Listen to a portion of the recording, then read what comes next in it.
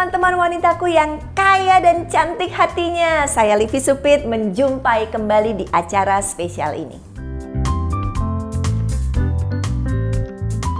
Wow, ini udah bulan Natal di akhir tahun 2020.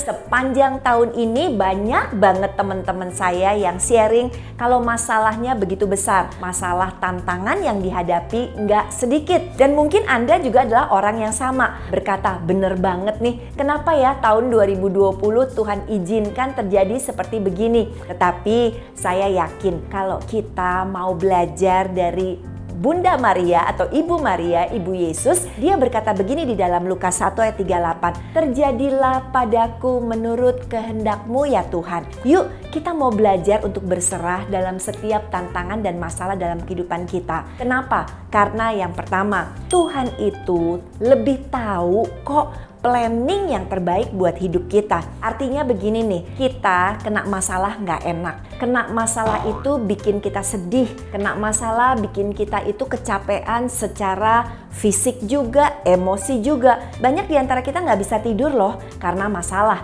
Banyak juga di antara kita yang gampang marah, meledak-meledak karena masalah. Bahkan tidak sedikit juga yang putus asa. Nggak sedikit juga yang bertanya-tanya, kenapa sih Tuhan? Nah hari ini daripada bertanya-tanya, lebih baik berkata kepada Tuhan, terserah Tuhan deh. Terjadilah padaku menurut kehendak-Mu ya Tuhan. Karena aku tahu rencana aku dibandingkan dengan rencana Tuhan itu jauh banget. Seperti tingginya langit dan bumi. Sehingga waktu kita berserah aja dengan rencana Tuhan yang mungkin hari ini kita nggak ngerti. Nggak ngerti kenapa pasangan kita mungkin meninggalkan kita, kenapa orang yang kita kasihi meninggal dunia, kenapa kita bangkrut, kenapa kita di PHK, kenapa keadaan kita kok miserable banget. Tapi kita percaya rencananya Tuhan itu pasti indah. Kita belum bisa lihat sekarang, tetapi kita melihat dengan iman bahwa tahun depan 2021 Tuhan punya rencana yang jauh lebih indah. Tuhan punya rencana berkemenangan buat setiap kehidupan kita. Jadi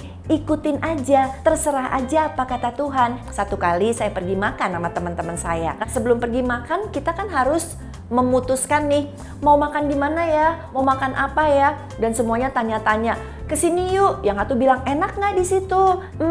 Enak sih. Yang satu lagi bilang oh kesini aja. Enak nggak? Enak sih. Tapi kemudian ada satu teman saya, dia itu seorang chef. Dia tahu makanan yang enak itu kayak gimana. Dan dia berkata begini, udah deh kita pergi ke restoran ini aja. Dan kita semua langsung dengernya bilang gini, setuju, terserah dia aja deh, ikutin dia aja deh. Kenapa? Karena dia chef, dia ahlinya, dia tahu makanan enak. Bukankah Tuhan kita adalah ahli di atas segala ahli untuk merancangkan kehidupan kita, merancangkan masa depan kita. Dan dia berkata, masa depan kita di tangan Tuhan itu berkemenangan, gilang gemilang. Kita itu akan terus naik dan bukan turun jadi kepala dan bukan jadi ekor. Jadi bilang deh sama Tuhan di tengah-tengah masalah kita, terserah Tuhan deh karena aku tahu rencanamu jauh lebih indah. Yang kedua, kenapa kita harus bilang terserah Tuhan deh, percaya banget deh sama Tuhan? Karena di dalam masalah adalah pembentukan supaya kita menjadi pribadi yang lebih baik lagi. Tuhan izinkan masalah karena Tuhan mau bikin kita lebih kaya hati, lebih bersinar lagi. Kita wanita di rumah itu pasti dong harus ngerapihin rumah kita. Kita bersihin rumah kita, kamar mandi kita sikat yang kotor-kotor. Kita nggak kepengen ada di dalam rumah kita. Nah sama, Tuhan juga mau untuk bersihin kita supaya kita semakin bersinar. Tuhan mau untuk melepaskan setiap kedagingan di dalam kehidupan kita. Tuhan mau hasilnya kita nanti nih menjadi wanita yang lebih berharga, menjadi wanita yang bisa tertawa akan masa depan kita, menjadi wanita yang kuat di dalam Tuhan. Prosesnya memang gak enak, tetapi proses itu akan membuat sesuatu yang luar biasa. Saya doyan banget kuliner. Saya suka banget makan namanya makanan martabak. Bukan cuma saya, suami saya, anak-anak saya pada suka martabak. Tapi lihat deh, martabak itu prosesnya gak enak. Misalnya martabak telur nih, apa yang terjadi waktu tukangnya bikin martabak telur? Dia ambil telurnya, dipecahin. Terus dia ambil lagi yang namanya kulit martabak. Diapain kulitnya? Dipukul-pukul. Kemudian kulitnya ditarik-tarik, dilempar-lempar, bahkan diperlebar, di-stretch. Kalau kulitnya bisa teriak, udah teriak-teriak, sakit, gak mau, jangan, stop, berhenti dong. Tapi si tukang martabak tetap bikin karena dia tahu, dia udah lihat hasil akhirnya di kepala dia adalah martabak yang enak untuk dinikmati. Tuhan juga begitu. Pada saat dia membentuk kita lewat masalah, karena dia tahu kita ini akan dipakai Tuhan dengan luar biasa. Tuhan tahu kita itu akan diubahkan. Kita yang tadinya sombong lewat masalah, Tuhan mau supaya kita rendah hati. Kita yang tadinya bersandar pada keuangan kita, mungkin dibikin bangkrut lewat masalah. Supaya apa? Supaya kita bergantung sepenuhnya sama Tuhan. Kita yang mungkin dulu judes, kita yang tukang bohong, kita yang mungkin gampang banget untuk sakit hati lewat masalah.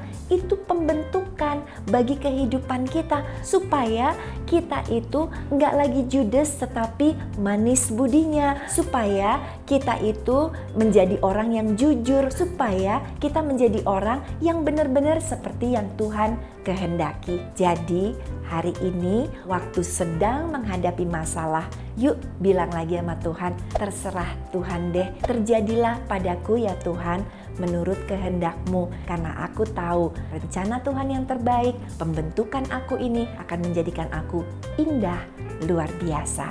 Oke? Nah, kalau kita diberkati dengan pesan ini kan hari Natal, masa Natal. Yuk kita kasih kado buat teman-teman wanita kita yang lain. Kita sharingkan ya pesan ini supaya teman-teman wanita kita lainnya pun bisa berkata, terserah Tuhan deh di tengah-tengah masalah, karena kita percaya Tuhan tahu yang terbaik buat kehidupan kita. Alright, Merry Christmas. Sampai ketemu lagi ya. God bless.